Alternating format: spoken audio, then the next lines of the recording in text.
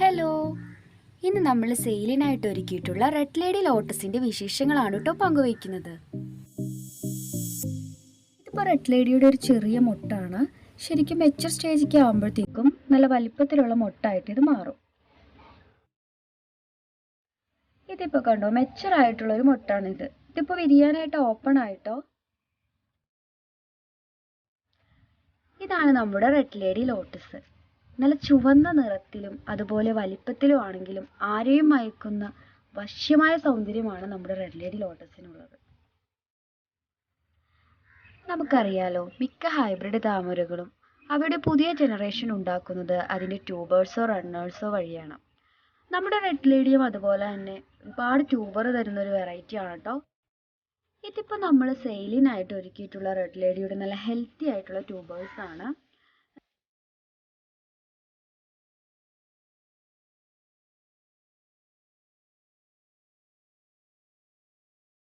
ട്യൂബറിന്റെ growth ടിപ്പാണ് ഈ കാണുന്നത്. അതായത് പുതിയ ജനറേഷൻ ഉണ്ടാക്കാൻ വലിയൊരു പങ്ക് വഹിക്കുന്ന പ്രധാന ഘടകം.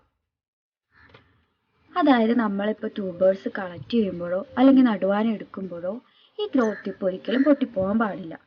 ഗ്രോത്ത് ടിപ്പിന്റെ അടുത്തായിട്ട് തന്നെ കുറെ വേരുകളും കാണാം, അതും പൊട്ടിപ്പോകാൻ പാടില്ല. അപ്പോൾ നല്ല ശ്രദ്ധയോടുകൂടി തന്നെ ഉപയോഗിക്കാൻ ശ്രമിക്കണേ. ട്യൂബർ നടുന്നതും അതെങ്ങനെയാണ് കെയർ ചെയ്യേണ്ടതെന്നൊക്കെ ഉള്ള വീഡിയോ നമ്മൾ പിന്നീട് ചെയ്യുന്നതായിരിക്കും കേട്ടോ. നമ്മളിപ്പോൾ പോട്ട് ചെയ്ത് കഴിഞ്ഞിട്ടുണ്ടെങ്കിൽ ഏകദേശം 1.5 മാസത്തിനുള്ളിൽ തന്നെ ഫ്ലവേഴ്സ് തരുന്ന ഒരു ഹൈബ്രിഡ് വെറൈറ്റിയാണ് റെഡ് ലേഡി ലോട്ടസ്. നമ്മുടെ റെഡ് ലേഡിക്ക് റെഡ് ലേഗുണ എന്നൊരു ലോട്ടസ് ആയിട്ട് സാമ്യമുണ്ട്. എന്നാൽ അതുപോലെ തന്നെ അതിന് ചില വ്യത്യാസങ്ങളും ഉണ്ട് കേട്ടോ. ഹൈബ്രിഡ് താമരകളുടെ ഒരു സവിശേഷത എന്തെന്ന് കണ്ണെടുക്കാൻ പറ്റാത്ത സൗന്ദര്യമാണ്. അത് നമ്മുടെ റെഡ് ലേഡിക്ക് ആവോളമുണ്ട്.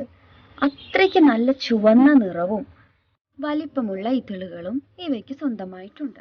എൻ്റെ ഒരു കൈക്കുള്ളിൽ ഒതുങ്ങത്തില്ല കേട്ടോ ഈ പൂവ്, അത്രയ്ക്ക് വലുതാണ്. നമ്മൾ നടുവാൻ എടുക്കുന്ന പോട്ടിൻ്റെ സൈസിനനുസരിച്ചാണ് ഇതിൻ്റെ ഫ്ലവറിന് വലിപ്പം വയ്ക്കുന്നത്. ആദ്യത്തെ ഫ്ലവറിനേക്കാൾ വലിപ്പം പിന്നീട് ഉണ്ടാവുന്ന ഓരോ ഫ്ലവറിനും കിട്ടുന്നു. പൂവ് പോലെ തന്നെ സുന്ദരിയാണ് കേട്ടോ റെഡ് ലേഡിയുടെ ഇലകളും. നല്ല വലിപ്പമുള്ള ഇലകളാണ്.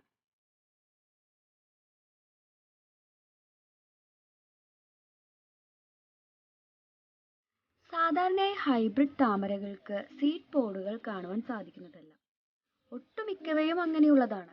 എന്നാൽ റെഡ് ലേഡി സീഡ് പോഡ് കാണിക്കുന്നുണ്ട്.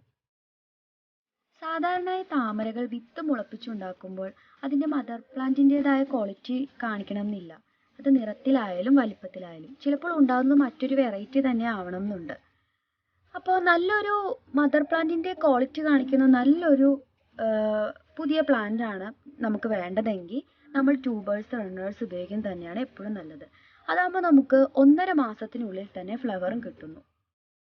പിന്നെ ഹൈബ്രിഡ് താമരയിൽ തന്നെ ഹാർഡിയും ട്രോപ്പിക്കലും ഒക്കെ ഉണ്ട് കേട്ടോ.